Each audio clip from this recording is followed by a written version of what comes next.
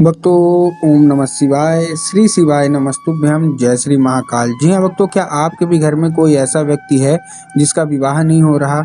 आप उसके विवाह के लिए बहुत ज़्यादा चिंतित हैं, बहुत ज़्यादा परेशान हैं कि आखिरकार ऐसा क्या हो गया जिसके कारण उसका जो विवाह है ना उसमें अड़चन आ रही है।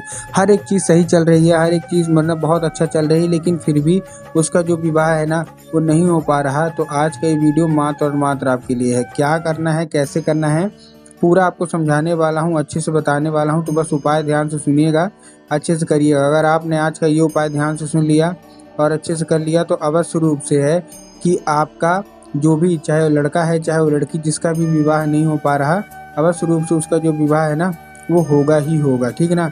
देखिए, बहुत सारी दिक्कतें हो जाती हैं, बहुत सारी समस्या हो जाती हैं जिसके कारण विवाह में अड़चनें आती हैं। तो आज का उपाय पूरा का पूरा ध्यान से सुनिएगा। पूज्य गुरुदेव की ही कथा सुन के और बहुत अच्छे से समझ के आपके लिए लेके आया हूँ। अगर आपने किया तो आप खुद ही देखेंगे कि आपके जीवन में कैसे चमत्कार होता है। ठीक है। देखिए, पूज्य गुरुदेव की जो कथा होती है ना, जैसे कि आपको पता है कि पूज्य गुरुदेव की कथा में लाखों की भीड़ आती है, आप सबको पता है। ठीक। तो अभी गुरुदेव की कथा चल रही थी, आज से 4-5 महीना पहले की बात है। गुरुदेव की कथा चल रही थी, गुरुदेव की कथा में लाखों की भीड़ आई। जब गुरुदेव की कथा में लाखों की भीड़ आई तो वहाँ ज़्यादातर जो भक्त थे ना, उन्होंने क्या किया, पत्र के द्वारा अपनी, उनकी जो भी इच्छा थी, जो भी मनोकामना थी ना, वो पत्र के द्वारा क्या किया, पत्र के द्वारा अपनी मनोकामना गुरुदेव तक पहुँचाई। जब गुरुदेव के पास पत्र पहुंचा और गुरुदेव ने पत्र पढ़ा तो वहाँ गुरुदेव ने पत्र पढ़ा कि ज़्यादातर लोगों का केवल और केवल एक ही मनोकामना है। क्या मनोकामना है? कि गुरुदेव, हमारा जो घर का व्यक्ति है ना, इसका विवाह नहीं हो रहा, कृपया करके कोई उपाय बता दें ताकि इसका विवाह हो जाए। हम लोग बहुत ज़्यादा परेशान हैं, हमने बहुत ज़्यादा मतलब पंडितों को दिखा लिया, इसकी कुंडली भी मिलवा ली, लेकिन फिर भी इसका जो विवाह है ना उसका योग नहीं बन रहा।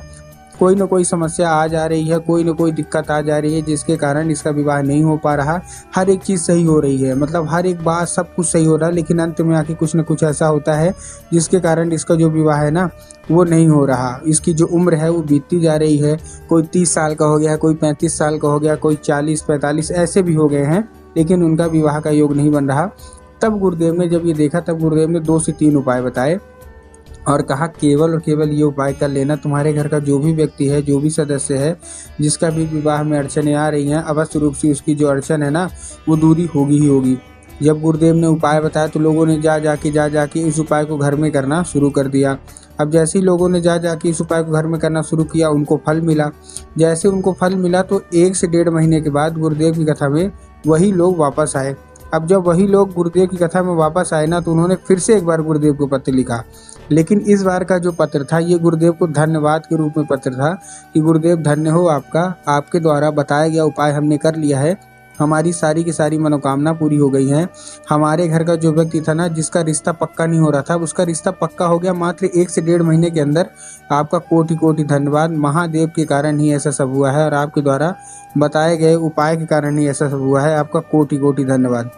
तो देखिए, जो लोग मेरी आवाज़ सुन रहे हैं, अगर आपको भी जानना है ना कि आखिर ऐसा कौन सा उपाय है जिसको करने मात्र से व्यक्ति की सारी जो इच्छा है, सारी की सारी जो मनोकामनाएं हैं वो पूरी होती हैं, तो चलिए हम बताते हैं आपको आज की इस वीडियो के माध्यम से कि आपको करना क्या है। उपाय पूरा का पूरा आपको ध्यान से सुनना है, पूरा का पूरा अच्छे से सुनना है ध्यान से। अगर आपने आज का ये उपाय सुना तो पूरा का पूरा अच्छे से करिएगा, 100% अच्छा आपका होगा, हर एक मनोकामना पूरी होगी। लेकिन उससे पहले चैनल पर अगर पहली बार आए हैं और आवाज़ मेरी पहली बार सुन रहे हैं तो वीडियो को कर दें लाइक और चैनल को भी कर लें सब्सक्राइब, ताकि पूजनीय पंडित प्रदीप जी मिश्रा के रोज़ नए नए उपाय जो कि मैं उनकी कथा से सुनता हूँ, श्रवण करता हूँ, सबसे पहले मैं आपको प्राप्त करा सकूँ। ठीक।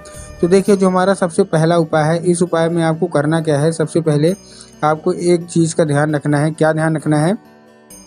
पहला जो हमारा उपाय है वो 3 काली तिल और 3 काली मिर्च और 1 धतूरे का है। मतलब काली मिर्च और काली तिल में आपको कंफ्यूज नहीं होना। आपको इस उपाय में 3 काली मिर्च लेना है और साथ साथ में आपको क्या लेना है, साथ साथ में आपको 1 धतूरा लेना है। ठीक। बहुत सारे लोग काली तिल में और काली मिर्च में कंफ्यूज होते हैं, इसीलिए बोल रहा हूँ कि आपको कंफ्यूज नहीं होना। आपको लेना क्या है? आपको लेना है काली मिर्च। ठीक, ले लिया। उसके साथ साथ आपको 1 धतूरा चाहिए। ठीक, धतूरा भी ले लिया। अब धतूरा लेने के बाद आपको करना क्या है, अब उसी व्यक्ति के हाथ में दे देना है जिसका विवाह नहीं हो पा रहा था। ठीक, दे दिया। देने के बाद आपको करना क्या, हाथ में दे दिया, उसको भेज दीजिए सीधा सीधा शिव मंदिर। अब जैसे वो व्यक्ति शिव मंदिर पहुंचेगा, शिव मंदिर पहुंचने के बाद उसको क्या बोलना है कि दक्षिण दिशा में खड़ा हो जाए और उत्तर की ओर अपना चेहरा कर ले।